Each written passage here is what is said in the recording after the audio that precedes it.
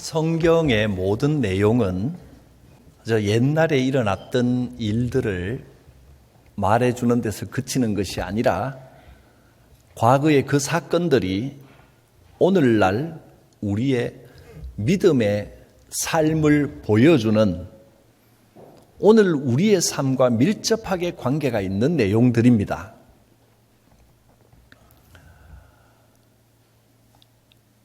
하나님의 백성들이 죄를 짓고 잘못을 저지를 때 하나님은 어떻게 하시겠습니까?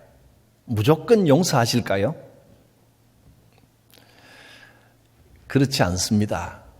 하나님의 백성들이 죄를 짓고 잘못된 길로 갈 때 하나님께서는 깨닫게 하기 위하여 때로는 형벌을 주고 멸망하게 하실 때도 있습니다.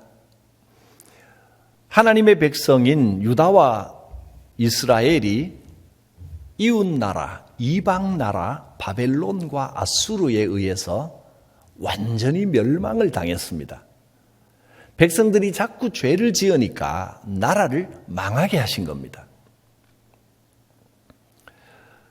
그런데 하나님의 백성들은 멸망을 당하는 것처럼 보여도 완전히 버림받은 것이 아니라 하나님께서 다시 회복시켜 주십니다.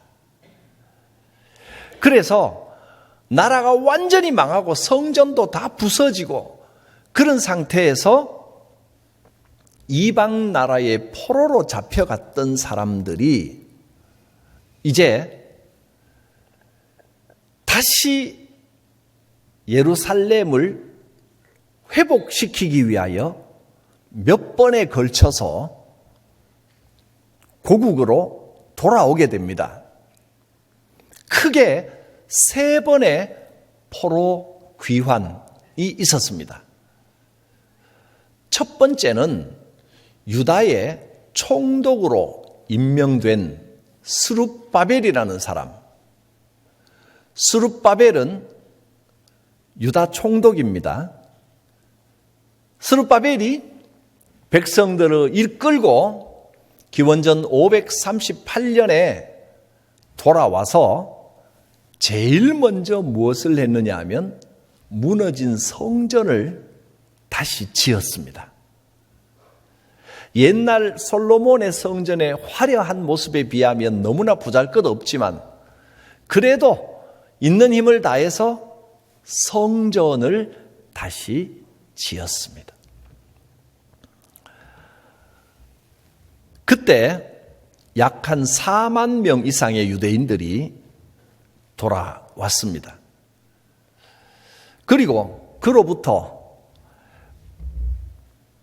80년 정도가 지난 기원전 458년에 율법학자인 에스라가 백성들을 데리고 약 한 1500명 정도의 유대인들을 데리고 두 번째로 돌아옵니다.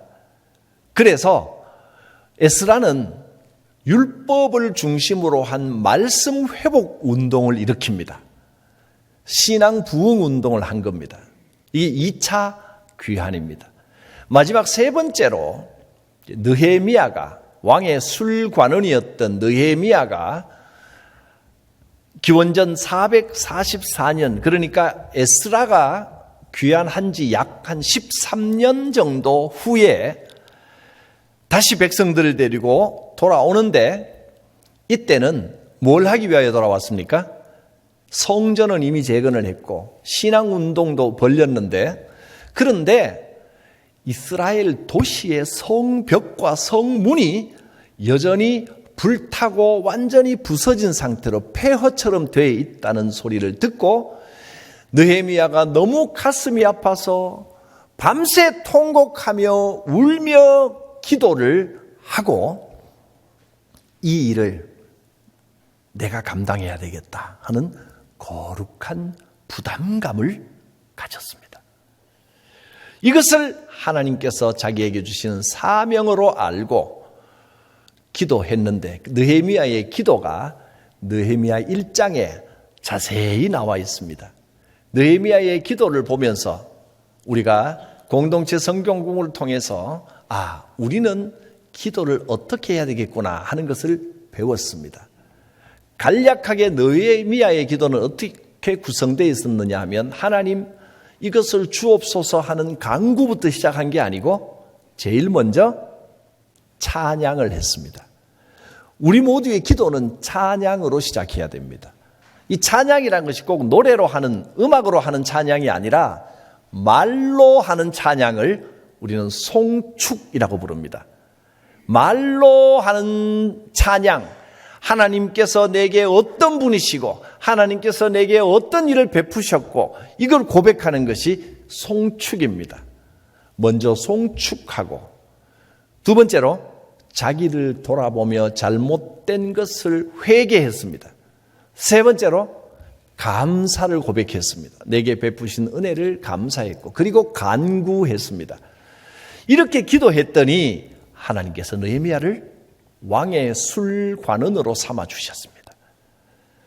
술관원, 왕의 가장 측근에 가장 가까이에 있는 사람입니다. 왕의 음료를 다 관장하는, 그러면서 왕의 말을 들어주고 조언도 하고 이런 사람, 즉 왕의 비서실장처럼 높은 자리에 올라가게 됩니다. 그리고 느헤미야가 그 자리에서 어떻게 했나요? 우리가 성경을 통해 살펴보는 것은 첫째 느헤미야가 간절히 기도했고 하나님께서 기도에 응답하셨더니 술관원이 되고 난 다음에 자기 힘으로 일을 해보려고 막 앞장서서 나서는 것이 아니라 느헤미야는 준비하며 기다렸습니다. 조용히 하나님께서 주시는 기회를 기다리는 인내가 꼭 필요합니다. 우리는 어떤 힘이 생기면 자꾸 인간적인 생각으로 내 생각으로 막 나서서 빨리 뭔가 일을 처리하려고 합니다. 그러나 하나님의 일은 하나님의 때를 기다릴 줄 아는 지혜가 있어야 됩니다. 느헤미야는 조용히 기도하며 기다렸습니다. 기다리는 이에게 하나님이 주시는 기회가 보이는 겁니다. 왕이 그에게 물었습니다. 내가 무엇을 도와줄까? 그래서 느헤미야가 왕에게 고향 예루살렘으로 보내주십시오. 그 성벽이 다 무너졌으므로 성벽을 다시 지을 수 있는 재료도 좀 공급하여 주십시오. 사람도 좀 보태주십시오. 왕이 다 들어줬습니다. 내 힘으로 무리하게 일을 추진하려고 했으면 수많은 어려움이 있었겠지만 하나님의 때를 기다릴 줄 아는 기회가 있으니까 일시에 다 응답이 되는 겁니다. 그렇게 느헤미야가 예루살렘으로 돌아왔습니다. 예루살렘에 와보니 그 예루살렘 성의 현실은 예상했던 것보다 훨씬 더 엉망진창이었습니다. 느헤미야는 예루살렘에 도착하자마자 짐을 풀고 며칠 쉬고 난 다음에 첫 번째로 뭘 했느냐 하면 밤중에 조용히 나가서 이 성이 어떤 상태인지 돌아보았습니다. 쭉 살펴봤습니다. 왜 하필 밤에 나갔을까요? 낮에 나가면 사람들이 잔뜩 모여올 겁니다. 사람들이 모인 곳에는 온갖 말들이 무성하게 됩니다. 말이 많으면 주님의 일이 잘 이루어지지 않습니다. 말이 많은 말부터 막 일어나면 주의 일이 오히려 방해를 받습니다. 그래서 사람들이 없는 밤에 조용히 나갔습니다. 처음 가나안 땅을 점령할 때 여호수아가 백성들을 데리고 가나안 땅에 들어가서 제일 먼저 여리고성을 공격을 했지요. 여리고성 공격하면서 어떻게 했습니까? 크게 두 가지 명령을 받았습니다. 첫째는 제사장이 언약궤 말씀을 메고 맨 앞에 서고 백성들은 그 뒤를 따라가서 여리고성을 빙빙 돌기만 하라. 이렇게 명령한 게 첫 번째입니다. 말씀을 따라 여리고성을 돌아라. 이게 첫 번째고, 두 번째는 여리고성을 돌 때 아무 말도 하지 마라. 이게 두 번째 명령입니다. 말하지 말라는 겁니다. 사람의 말이 막 무성하게 일어나면 일이 이루어지지 않습니다. 여리고성을 돌면서 말을 금지하지 않았다면 사람들은 전부 자기 생각으로 한마디씩 다 했을 겁니다. 이건 뭘 하려고 이러는 거냐? 왜 이러는 거냐? 왜 전쟁을 안 하고 성을 빙빙 돌기만 하는 거냐? 이거 뭐 하는 짓이냐? 말이 무성하면 하나님의 일은 이루어지지 않습니다. 느헤미야가 그 밤에 조용히 나갔습니다. 그리고 용정으로부터 분문에 이르기까지, 용정, 용의 우물이라는 뜻입니다. 용용자, 우물정자. 용우물은 보통 시가지 중심에 번화한 자리에 이렇게 놓습니다. 용우물이라고 하는 곳에서, 그 다음에 분문은 쓰레기 문이라는 뜻입니다. 분문. 그러니까 저 구석에 쓰레기 쳐내는 자리입니다. 중심부부터 저 끝에까지 쭉 둘러보니까 성벽이 다 무너지고 성문이 다 불탔습니다. 그걸 살펴보고 난 다음에 이제 예루살렘 백성들에게 선포합니다. 내가 돌아보니 엉망진창이더라. 여러분도 눈으로 보고 아시지 않습니까? 예루살렘이 황폐하고 성문이 다 불탔습니다. 그러면 이제 어떻게 해야 될까요? 포기하고 주저앉을 겁니까? 아닙니다. 할 수 있습니다. 우리가 예루살렘 성을 건축하여 다시 수치를 당하지 말자 하고 선포했습니다. 이 성벽과 성문을 다시 건축합시다. 이게 어떤 의미가 있습니까? 하나님의 백성인 유다와 이스라엘이 완전히 무너지고 거룩한 성, 그 중심에 있는 이 예루살렘도 다 무너졌습니다. 그러나 하나님께서 다시 회복시키기 위하여 백성들을 이곳으로 돌아오게 하셔서 제일 먼저 성전을 다시 지었습니다. 성전이라고 하는 것은 우리 신앙생활의 모습을 상징합니다. 다시금 교회 나오고 다시금 예배 출석하는 이 형태를 회복하라는 겁니다. 그 다음에 말씀 부흥 운동을 일으켰습니다. 말씀을 중심으로 사는 겁니다. 우리가 공동체 성경부를 통해서 말씀 중심의 삶을 이제 신앙 부흥 운동을 회복할 겁니다. 매일매일 성경을 보는 겁니다. 그리고 느헤미야를 통해서 마지막으로 성벽을 지어라 그랬습니다. 이것은 성벽은 거룩한 신앙의 성 바깥과 안을 구별하는 겁니다. 이방인과 하나님의 백성을 구별하는 담을 쌓아 올리라는 겁니다. 우리의 인생이 어떻습니까? 우리가 신앙생활의 모습이 다 무너져서 성벽이 무너졌다는 것은 믿지 않는 사람과 우리 사이에 구분이 없어졌다는 겁니다. 믿는 사람의 모습이 없어져 버린 겁니다. 이 코로나 2년이 좀 넘는 시간 동안 사실 환란이 닥친 겁니다. 그러나 우리는 어떻게든 영상으로라도 예배 드리기로 작정하고 여러분 처음에는 TV 앞에 온 가족이 모여 앉아 옷도 단정하게 입고 거룩하게 예배를 드리다가 이게 몇 개월 점점 이어지니까 TV로 보지 않고 각자 휴대폰으로 드리기 시작하다가 1년, 2년 지나가니까 이제 침대에 누워서 예배를 드린다고 보고 있다가 그것마저도 잘 안 하게 되고 다 무너져 버린 겁니다. 지금 웃으신 분은 고백의 웃음을 흘렸다고 볼 수도 있습니다. 여러분 이제 회복해야 됩니다. 이 성벽을 다시 쌓아 올려야 됩니다. 다 무너져 버려서 도저히 할 수 없을 것 같지만 하나님께서 시작하시는 일입니다. 백성들은 이제 안 됩니다 하고 포기하고 주저앉고 있습니다.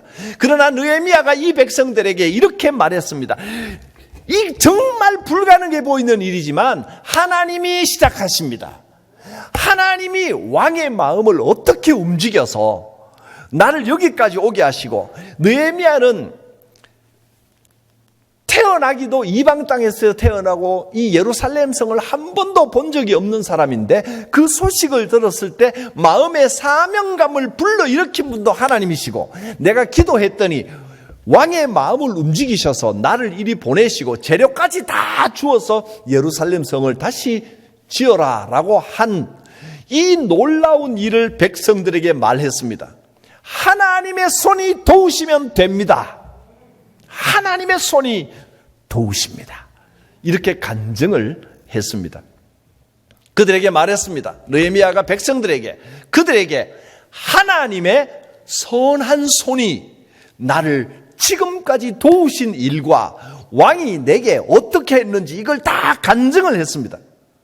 여러분, 하나님의 일이기 때문에 됩니다. 우리는 얼마든지 할 수 있습니다. 주저앉아 있지 마십시오. 다시 일어나서 예루살렘 성벽을 다시 건축하십시다. 우리의 믿음의 삶을 다시 일으키십시다. 신앙인의 자존심을 다시 회복합시다. 선포했습니다. 하나님의 역사가 시작된 겁니다. 반드시 완성이 됩니다. 여러분, 이제 우리의 신앙의 성벽을 다시 일으키는 일을 시작할 수 있기를 바랍니다. 하나님의 선하신 손이 우리를 도우십니다. 그런데 이 와중에 일을 방해하는 사람들이 나타납니다. 여러분 잘 기억하십시오. 아무도 나에게 협력해 주지 않고 이 선한 일을 하려고 하는데 아무도 도울 사람이 없는 것 같아도 막상 하나님의 일은 시작해 보면 우리가 예상 못했던 협력자들이 많이 나타납니다. 생각지도 못한 분들이 여러 가지로 도와줍니다. 마음으로 함께하고 함께 수고해주고 생각지 못한 물질로 또 도와주고, 하나님의 일은 우리 예상보다 훨씬 숨은 협력자들이 많이 있다는 사실입니다. 그러므로 겁내지 말고 시작하면 됩니다. 그런데 또 한 가지, 하나님의 일을 하는데도 이 좋은 일을 하는데 설마 반대를 하겠나 싶어도 반드시 반대자들이 나타납니다. 반대자들 때문에 기죽거나 낙심하지 마십시오. 협력자들이 안 보인다고 낙심하지 말고, 반대자들이 눈에 보인다고 낙심하지 말고 힘을 내셔야 됩니다.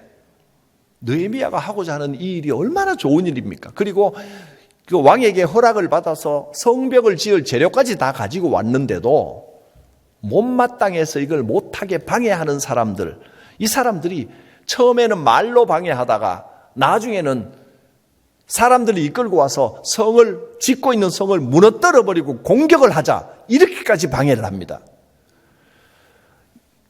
2장 19절에 호른 사람 산발락과 그의 종이었던 암몬 사람 도비아와 아라비아 사람 게셈, 이 사람들이 느헤미야가 성벽을 다시 짓는다는 말을 듣고 어떻게 했습니까?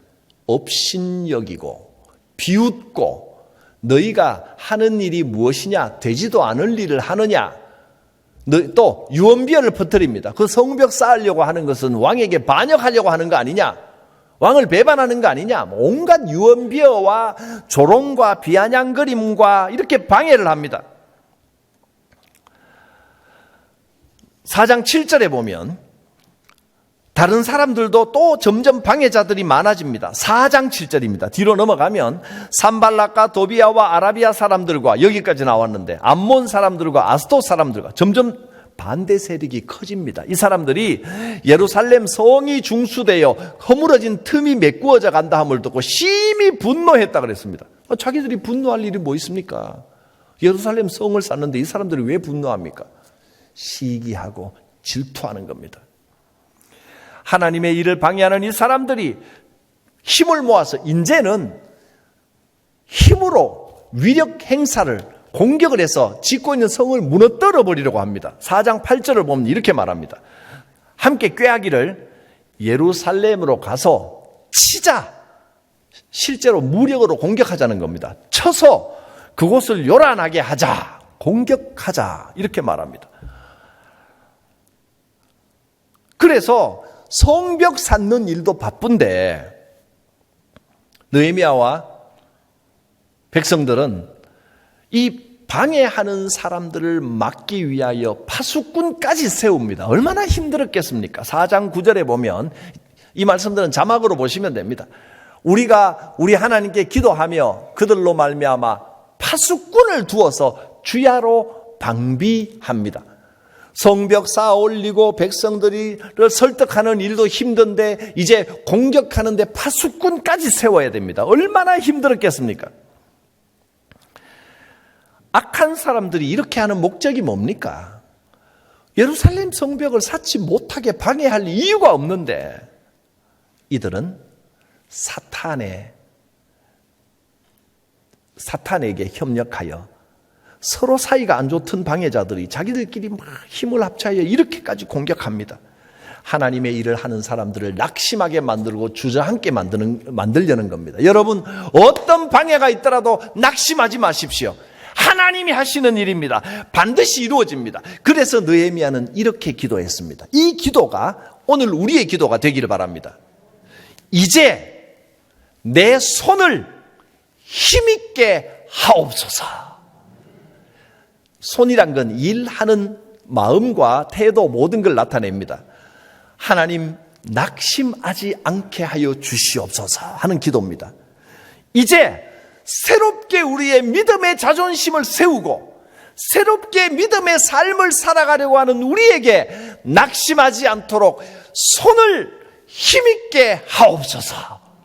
여러분, 111 기도를 하는 여러분의 손이 힘있게 기도의 손이 되기를 축복합니다. 또 성경 공부하다 보면 좀 어렵고 힘들어서 낙심되려고 하는 마음 주님께서 붙들어 주시고 힘있게 되기를 축복합니다. 하나님이 악한 자들의 지혜를 패하십니다. 4장 15절에 하나님이 그들의 꾀를 패하셨으므로, 그리고 중요한 한 가지의 고백을 더합니다. 4장 20절에 느헤미야의 고백입니다. 하나님이 우리를 위하여 싸우시리라. 할렐루야.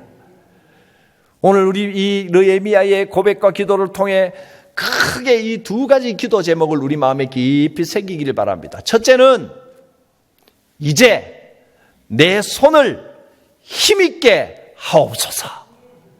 두 번째는 우리 하나님이 우리를 위하여 싸우시리라. 자, 여러분 한번 따라하겠습니다. 이제 내 손을 힘있게 하옵소서. 우리 하나님이 우리를 위하여 싸우시리라. 할렐루야. 하나님이 함께 하시고 이루십니다. 이 과정에서, 이 모든 과정에서 꼭 필요한 것이 인내하는 일입니다. 인내로서 이겨야 합니다. 환난이 와도 인내로 이겨낼 수 있어야 됩니다. 로마서 5장 3절 말씀에 우리가 환난 중에도 즐거워한다 그랬습니다. 환난을 만났는데 어떻게 즐거워하겠습니까? 왜 그러냐 하면 환난 중에서 즐거워하는 이유는 환난 중에 인내하면 인내는 연단을 낳고 연단이 소망을 이루는 줄 우리가 알미로다. 이 소망이 반드시 이루어질 것을 알기 때문에 우리는 환난 중에도 즐거워하며 인내합니다. 하나님의 일은 인내로 완성됩니다. 기도도 인내가 있어야 됩니다. 그냥 되는 게 아닙니다. 방해자들이 뭐라고 조롱을 했냐면, 이 방해자들이 조롱한 유명한 조롱이 있습니다. 저 성벽이 여우가 올라가도 무너지리라. 이렇게 놀립니다. 여우 한 마리만 올라가도 무너지리라. 이런 말입니다. 이 방해자들이 당신들 가진 것도 없고 가난하고 또 힘도 없는 예루살렘 백성들이 성을 쌓아봤자 얼마나 쌓겠느냐. 그거 아무리 쌓아봐야 겉보기에는 성벽 같아 보여도 여우 한 마리만 올라가도 무너질 그 정도 성벽밖에 안 된다. 쓸데없는 일을 한다. 이러고 막 조롱하고 놀렸습니다. 그들이 아무리 놀려도 여러분 흔들리지 마십시오. 결국 하나님이 하십니다. 주여 이제 내 손을 힘있게 하옵소서. 하나님께서 나를 대신하여 싸우실 줄 믿습니다. 그래서 오늘 제목이 느헤미야가 고백한 말입니다. 하늘의 하나님이 형통하게 하실 줄 믿습니다. 하나님께서 형통하게 하십니다. 하나님의 일은 하나님이 이끌어 가십니다. 결국 일의 성과가 나타나기 시작합니다. 4장 6절에 보면 이제 4장까지 가면 성이 반쯤 완성이 됩니다. 우리가 성을 건축하여 전부가 연결이 되게 하고 부분으로 쌓은 게 아니라 전체적으로 일단부터 차례로 성을 쌓아간 것 같습니다. 4장 6절에 가면 전부 연결하여 반쯤 쌓았다 그랬습니다. 높이가 절반에 이르렀으니 이는 백성들이 마음 들여 일을 하였습니다. 백성들이 방해꾼들에게 흔들리지 않고 하나님이 하시니 됩니다. 느헤미야를 따라 힘을 냈을 때 성 전체가 반쯤 올라갔습니다. 그리고 6장에 가면 드디어 성이 완성되는 감격적인 순간을 보여줍니다.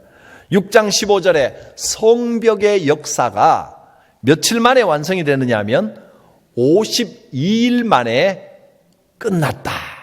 2달도 안 걸렸네요. 드디어 이 일이 끝났습니다. 하나님께서 하십니다.